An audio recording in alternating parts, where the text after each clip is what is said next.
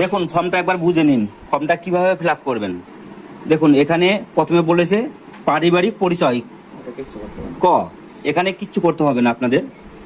আর এখানে প্রত্যেকটাতে যদি সঠিক হয় তাহলে টিক চিহ্ন দিন। এখানে আমি একটি গ্রাফ দেখে বোঝাই।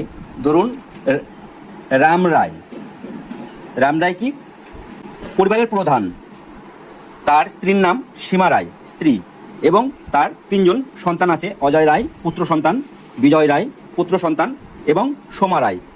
তো মোট পরিবারের সদস্য নিচে আছে 4, আর রামকে দিয়ে মোট সদস্য সংখ্যা হলো 5।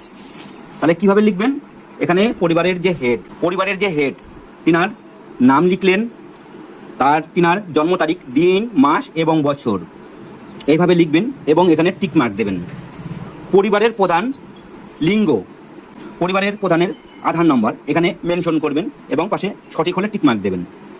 ডিজিটাল রেশন কার্ডের পরিবারের আইডি অর্থাৎ খাদ্য কার্ডের যে নাম্বার সেটা এখানে মেনশন করে টিক মার্ক দেবেন।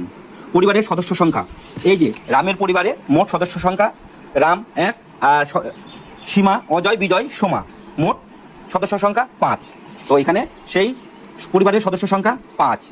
এখানে ঠিকানা দেবেন, আপনার যে ঠিকানা সেটা, এবং স্থায়ী যদি হয় তাহলে স্থায়ী ঠিকানা টিকমার্ক করবেন। মোবাইল নম্বর, যোগাযোগ নম্বর এখানে মোবাইল নম্বরটা মেনশন করবেন। এবং এটা বিশেষ করে খেয়াল রাখুন, পরিবারের যে হেড অর্থাৎ এই যে রাম রায়, তিনার মোবাইল নম্বর দেবেন, কারণ এখানে উল্লেখ করেছেন যে বিশেষত পরিবারের প্রধানের আধার নম্বর সাথে সংযুক্ত মোবাইল নম্বর অর্থাৎ আধার লিঙ্কিং যে মোবাইল নম্বর সেটা মেনশন করবেন এইখানটায়। তারপরে কলমে আছে 9 নম্বর কলমে আছে নাম, জন্ম তারিখ, লিঙ্গ, পরিবারের অন্যান্য সদস্যের বিবরণ। পরিবারের হেড রাম রায়, অন্নপূর্ণা যোজনার আবেদন করা হচ্ছে। আর এখানে আছে কি আছে, বয়স 5 বছরের কম হলে আধার নম্বর চিহ্নিত করুন, এনে নট অ্যাপ্লিকেবল এখানে মেনশন করুন। যদি 5 বছরের নিচে যদি হয়, যদি আধার কার্ড না হয়ে থাকে তাহলে কিছু মেনশন করার দরকার নেই, সেখানে এনে অর্থাৎ নট অ্যাপ্লিকেবল মেনশন করবেন। পরিবারের প্রধানের নাম লিখবেন রাম রায়, সদস্য প্রথমে সীমা রায়, তার ওয়াইফের নাম সীমা রায়, তার ডেট অফ বার্থ এবং লিঙ্গ ফিমেল, এবং কি আছে ওয়াইফ, তিনার আধার কার্ডের নাম্বার এখানে মেনশন করবেন। ইনি কিন্তু মেন হবে যে অন্নপূর্ণা যোজনার ফর্ম কিন্তু ইনি আবেদনকারী, কারণ বাদবাকি যে সকল সদস্য আছে তিনারা কিন্তু পুত্র সন্তান এবং একটি 5 বছরের কন্যা সন্তান। অতএব শুধুমাত্র আবেদনকারী সীমা রায়, ইনি হলো অন্নপূর্ণা যোজনার আবেদনকারী। এখানে ইয়েস করবেন, এখানটা এরকম ইয়েস অর্থাৎ হ্যাঁ।